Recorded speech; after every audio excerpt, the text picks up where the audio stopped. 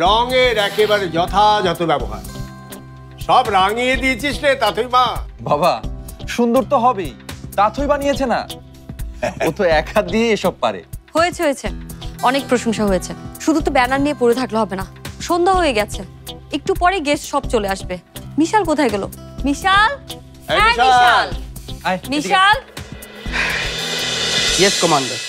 1 ঘন্টার জন্য ক্যামেরাটা রাখতো ভাই, বেলুনগুলো সাজিয়ে নে, চল। ওকে কমান্ডার। ও করুক না, তুই ভিডিও কর, আমাকে বল, আমি তোকে হেল্প করছি। Thank you. আচ্ছা বল, বেলুনগুলো কোথায় সেট করতে হবে? সেট তো করতে হবে ওখানটায়, কিন্তু একটা মই বা টুল হলে ভালো হতো। আরেকটা কথা তো বলাই, আমি কিন্তু ম্যাজিক জানি।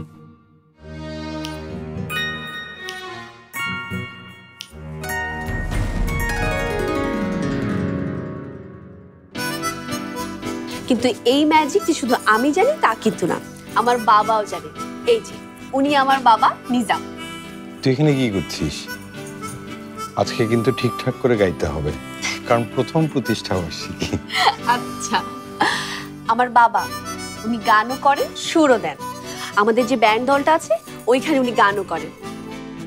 আপনারা নিশ্চয়ই আজকে ওনার গান শুনবেন, একটু পরেই তো অনুষ্ঠান শুরু।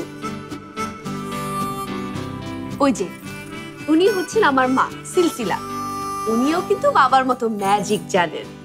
এই পারুন, মাংসের বাটিটা নিয়ে আয় তো। দেখ তো মাংসের লবণটা ঠিক আছে কিনা, বুঝতেই তো পারছিস আমি তো আবার লবণ চাখতে পারি না। আমি দেখছি।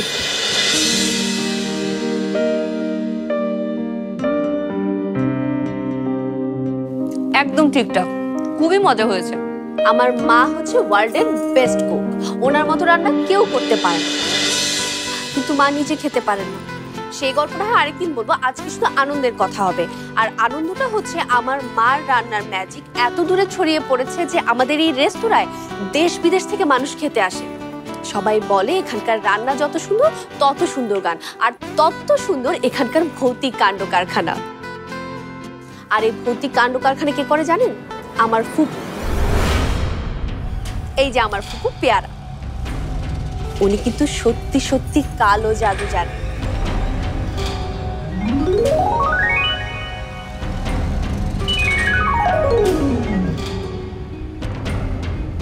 দেখলেন তো, আমাদের এখানে কিন্তু আরেকজন সদস্য আছে, ইমরুল।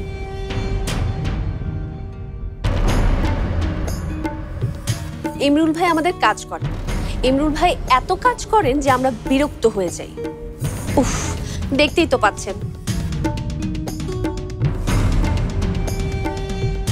আর আছে আমার বড় ভাই আকাশ, সে কিন্তু সবচেয়ে বড় ম্যাজিশিয়ান। আর সে তাথই ভাবি সব চাইতে, না না কিছু না।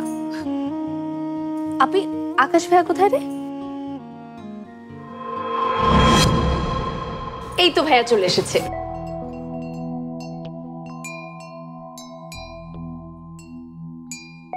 তাথই একটা খারাপ খবর আছে। কি হয়েছে? কিছু অসাধু ব্যবসায়ী আমাদের নামে পুলিশের কাছে কমপ্লেন করেছে। ওরা বলেছে যে আমরা নাকি ধোঁকা দিয়ে রেস্টুরেন্টে ব্যবসা করি। ধোঁকা দিয়ে? ওরা নাকি পুলিশের কাছে লিখিত কমপ্লেন করেছে।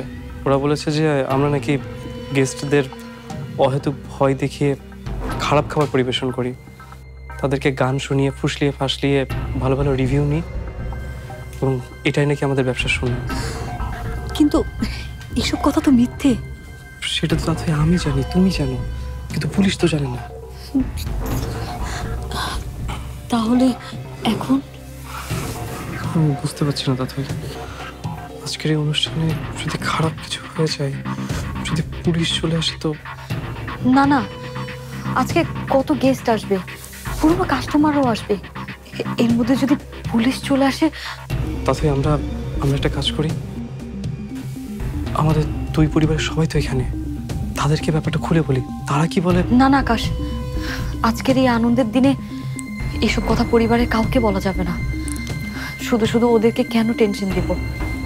তাহলে কি করবো এখন? যদি কিছু হয় তাহলে তুমি আর আমি মিলে সামলে নেব। Show must go on. শুভ সন্ধ্যা। আপনাদের সবাইকে ধন্যবাদ।